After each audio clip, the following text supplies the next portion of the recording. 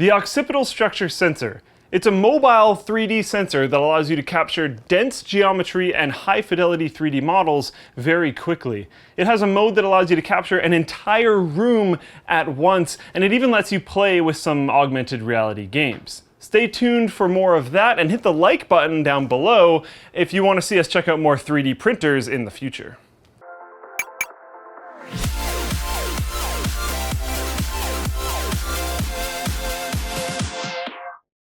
Vote for turnip! We always say it on the WAN show. Buy the shirt, it's in the link in the description down below. So why the structure sensor? Well, I've been really interested in 3D scanners and printers for quite some time now, but usually the best option is like Shapeways or whatever. And it's kind of been under that whole too expensive and not really good enough for mainstream or me yet category. Yes, I know, I'm a virtual reality nut, but 1 or 2 VR dev kits is nowhere near the cost of a truly awesome 3D scanning and printing setup, let alone the cost of plastics. The structure sensor stood out to me, however, and I decided that it's time to start getting my hands dirty in the scanning and printing space. Unlike most 3D scanners, the structure sensor isn't a contained unit with a spinning platform or a moving camera or whatever. Instead, it just straps to your iPad Air 1 or 2, iPad Mini 2 or 3, or 4th gen iPad, then plugs in through a lightning connector to the iPad itself, and the internal battery of the structure sensor is charged through power from your mains, not the expected micro USB solution. It's a depth sensor using an invisible laser projected infrared blast and infrared camera to capture, and then in conjunction with the iPad's accelerometer, gyroscope, and compass, it can map out a relatively accurate depth map that can be put together into a point cloud and finally modeled if that's what you want. These movement-based mechanics really give you the freedom to scan some very interesting objects that you may not be able to put into a contained type scanning unit.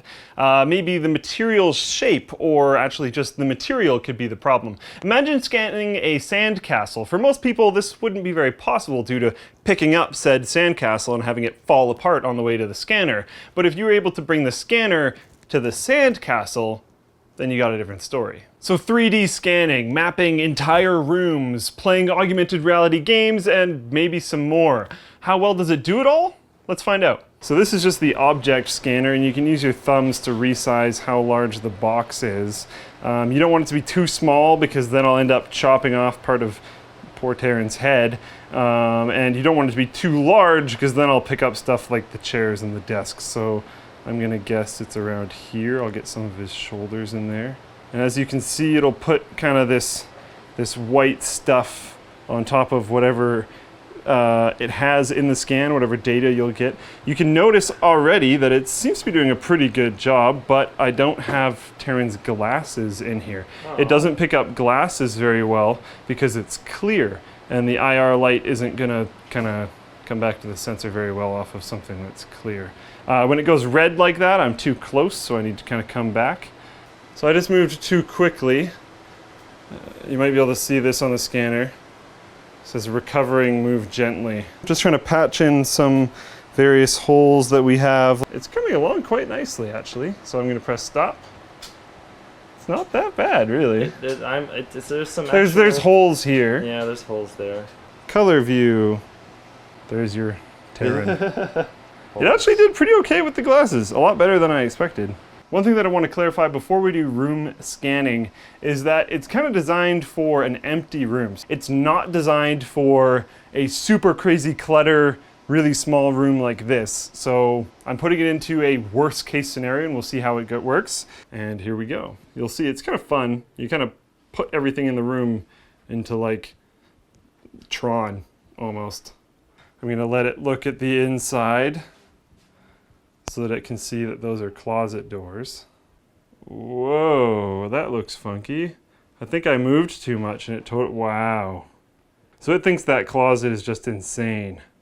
All right, let's try this again. I'm gonna try to move less. I'm gonna try to not move my position like at all. All right, so you can see how much of a better job it did there when it's given something a little bit more simple. It even did a much better job of the closet. It still has a bit more depth than it probably actually has. I don't know, that's pretty accurate actually. Now we can try hole filling. That makes it even a little bit better. That definitely did fix some areas. The roof fan looks kind of insane on X-ray view. Brah. Cool, now let's try the last one, augmented reality. So I get this little cat and balls fall down and I have to try to go get them.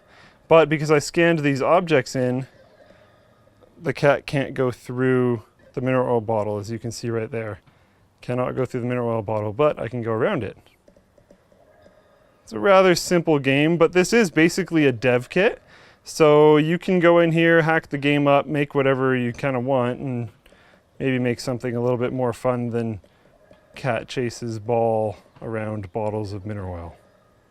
So that was fun, but what about a conclusion? The structure sensor is cool and it's definitely fun, but how practical was it? Well, that actually depends a lot on the operator and the subject. Things that reflect or absorb a crazy amount may actually cause you some problems, and a shaky, inexperienced, or impatient operator will result in issues. The fact that the platform isn't the same all the time will leave you needing to edit many of your scans in relatively minor or sometimes relatively major ways. Would I recommend it? Yes, if you need a freeform scanner for many applications that it could be needed for instead of a contained scanner. Yes, if you want to have a ton of fun with it. Not necessarily if you're looking for the highest potential scanning resolution and fidelity in the end. Speaking of things, Dollar Shave Club. Dollar Shave Club is a great way to get razors and other bathroom supplies shipped directly to your door for only a few bucks a month. The razors are high quality and we have a ton of community members who use them every day and love the smooth shave that they get, no matter how thick or coarse their facial hair may be.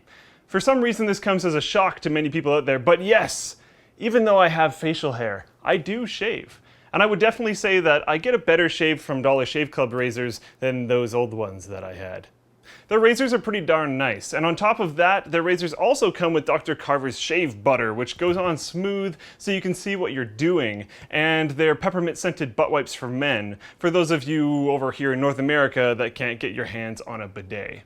So check out everything they have to offer at dollarshaveclub.com/Linus. Thanks for watching, guys. If this video sucked, you know what to do. But if it was awesome, get subscribed, hit that like button, or even consider sponsoring us directly by using our affiliate code to shop at Amazon. Buying a cool t-shirt, which will have cool logos, unlike this one, or directly contributing through our community forum. Now that you're done doing all of that stuff, you're probably wondering what to watch next. So click the little button in the top right-hand corner to check out where Linus talks about RAM speeds and how they just don't really matter anymore.